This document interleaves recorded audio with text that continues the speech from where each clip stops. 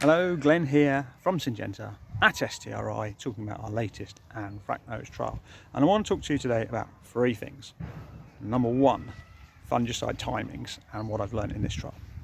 Number two, turf quality and what I've learned in this trial about untreated, nitrogen matching against high cure or amino acid product, the relationship Primo has with all of this in improving turf quality. And then number three, the impact of shade on this trial as far as anthracnose goes. So, number one, fungicide timing. We were planning to go 8th of August, so yesterday was the original plan, which is why this is in my diary to come up and have a look now. But we pulled that forward this year. We pulled that forward to the 13th of July. So the fungicide application went out 13th of July. And we did that for two reasons. The temperature spiked in July, so we looked at that. We knew historically it was around the beginning of August we start to see some pressure on this site, but we pulled that forward.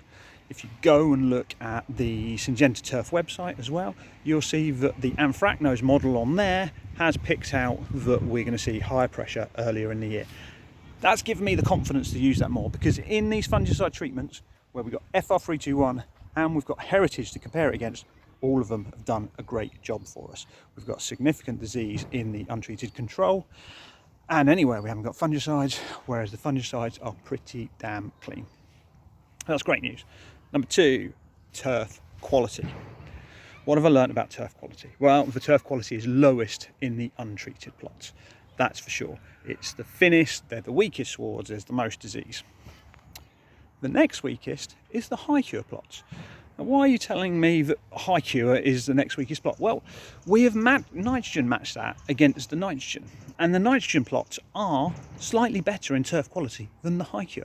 Now, I see this time and time again. High cure, although it's got nitrogen in it, it's a very, very slow source of nitrogen. It's not something that I would rely upon in your program as a replacement for your traditional nitrogen program. So if we look at those turf quality, the nitrogen is a little bit better than the high cure. But if I'm looking at it and I'm looking at the disease, I think I'm seeing less disease in those high cure plots than I am in the nitrogen matched pure nitrogen plots. Now, they both have a place in your program. It's not one or another. It's understanding when you see stress, when an amino acid is going to work for you, and separating them out. Now, as we work through the turf quality scale, we've got untreated at the lowest, we then go high cure on turf quality, we then go nitrogen. If we look through then, the next big win is rider. Anything that's got rider in it looks a lot better than the rest of the trial plot, which is great news. But we see that time and time again. You overlay that with some biostimulants, so the combination of rider and high cure, that's really stepped things on. And then those plots that have got Primo in there as well, we've really moved that on and we've upped the colour. In fact, in the plots where we've got fungicide program, we've got high cure, we've got Primo, it feels a little strong on colour. Oh, sorry, rider as well. It feels a little strong on colour for me. If I was managing a golf course, I'm not sure I'd want to keep it there. But that's personal preference. You go with what suits you on your site. So we've seen that turf quality can be really influenced by using those programs and those products in combination. Now, the next thing I want to look at, and you can see it behind me, is shade. Yes, this site has some shade on it, which is really interesting because as we move through this, we've got a part of the trial over this side, which you can just see behind me, that sees the morning sun. And we go over to that side, we're kind of late morning now, and that bottom corner is just moving out of shade. What I'm seeing, this stuff behind me, much higher anthracnose pressure here than there is at that end where it sees more shade, because this end is probably seeing 2 to 3 more hours of high sunlight during the day. So we've got more anthracnose pressure here, less at that end. And that's why it's really important to do these replicated trials. Whilst there's some trends in it that I can pick out now, we've got to wait until all the data is there, statistically analysed, to make sure that what we're seeing is representative of what's going on. But if there's lessons learnt today, it's if you want to improve your turf quality, nitrogen is critical. Do not look to high cure simply as a nitrogen source. It is not effective.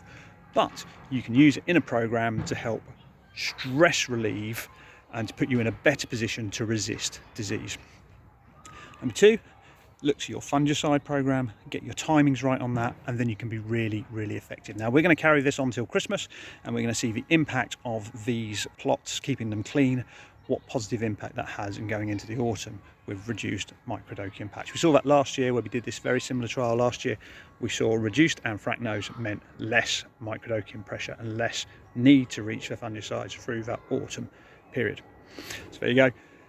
Look to your timings, look to your models, try to utilise amino acids where you've got serious stresses and pressures going on, and hopefully that will help you get through this autumn without too many anthracnose challenges.